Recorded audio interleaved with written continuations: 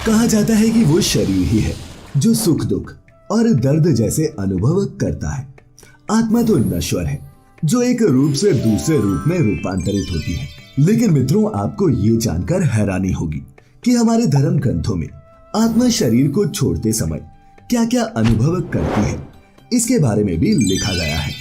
आज की इस वीडियो के माध्यम से हम आपको ऐसी 7 अनुभूतियों के बारे में बताएंगे जिन्हें आत्मा मृत्यु के बाद लगभग 1 घंटे तक अनुभव करती है। तो ये जानने के लिए बने रहे वीडियो के अंत तक। नमस्कार और स्वागत है आप सभी का द डिवाइन टेल्स पर एक बार फिर।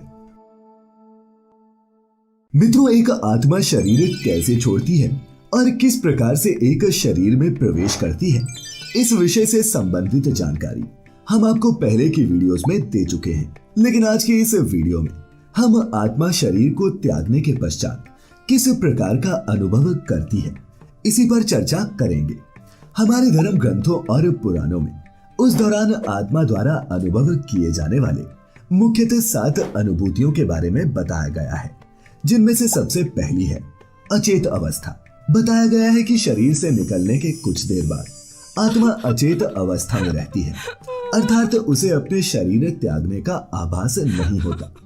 उस समय वो ऐसे महसूस करती है जैसे कोई मनुष्य कठिन परिश्रम से थका हुआ गहरी निद्रा में हो, किंतु कुछ समय बीतने के पश्चात ये अचेत से सचेत हो जाती है, अर्थात अपनी मृत्यु को जान जाती है और अपनी आगे की प्रक्रिया के लिए तैयार खड़ी होती है।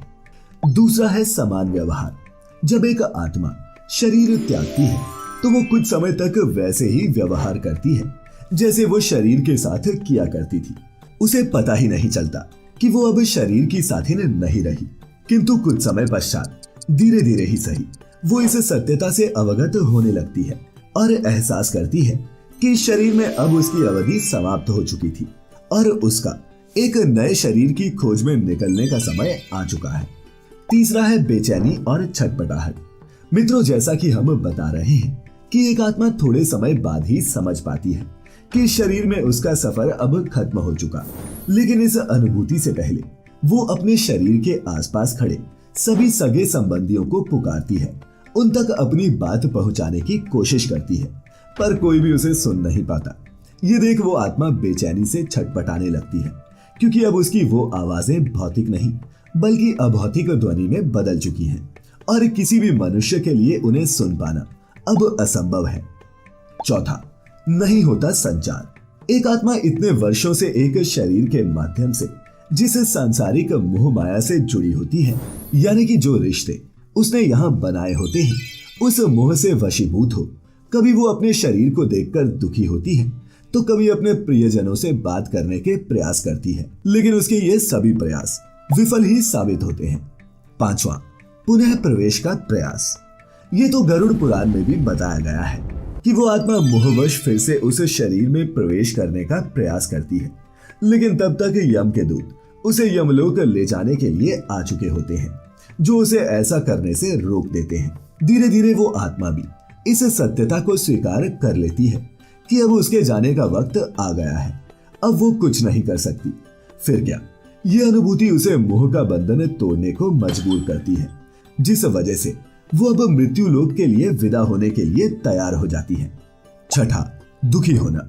मित्रों, उस समय आत्मा को अपने सांसारिक मोह को छोड़कर जाने का दुख तो होता ही है, लेकिन साथ ही साथ उसे सबसे ज्यादा दुख अपने परिजनों को रोते बिलखते देखकर होता है। उस समय उसे अपने जीवन में किए अच्छे और बुरे कर्म भी याद आते हैं, लेकिन वो अब विवश है क्योंकि उसको लेने आए यम के दूत उसका इंतजार कर रहे होते हैं, जो उससे अपनी भयावह आवाज में कहते हैं, चलो अब यहाँ से चलने का समय आ गया है। और फिर उसके जीवन पर्यंत किए कर्मों के आधार पर ही यमदूत उसे लेकर यम मार्ग की ओर चल पड़ते हैं। सातवां, कर्म और पुनर्जन्म।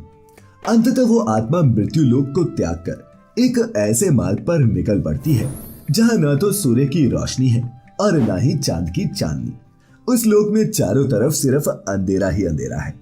इस मार्ग पर आत्मा को सिर्फ अपने कर्मों और इच्छाओं के आधार पर ही कुछ समय का विश्राम मिलता है, जिनमें से कुछ आत्माएं तो अपने कर्मों का फल भोगकर जल्दी शरीर धारण करती हैं, तो कुछ लंबे समय तक विश्राम के बाद अपने कर्मों का फल भोगने के बाद नया शरीर धारण करती हैं। तो मित्रों, हम उम्मीद करते हैं कि आपको मृत्यु के पश्चात एक आत्मा क्या क्या अनुभव करती है इसका थोड़ा बहुत अनुमान लग गया होगा। इससे जुड़ा कोई और सवाल अगर आपके मन में है तो नीचे कमेंट करके पूछ सकते हैं। आज के लिए फिलहाल इतना ही। अगर आपको हमारी आज की ये वीडियो पसंद आई हो तो इसे ज्यादा से ज्यादा लाइक और शेयर करें। ऐसी सभी आध्यात्मिक और धार्मिक जानकारियों के लिए सब्सक्राइब करें हमारा YouTube channel the Divine Tales, और फेसबुक पर देखने वाले सभी दर्शक लाइक कर लें हमारा Facebook page the Divine Tales Hindi. तो मित्रों, फिलहाल आज के लिए बस इतना ही। अब इजाजत दें। आपका बहुत बहुत शुक्रिया।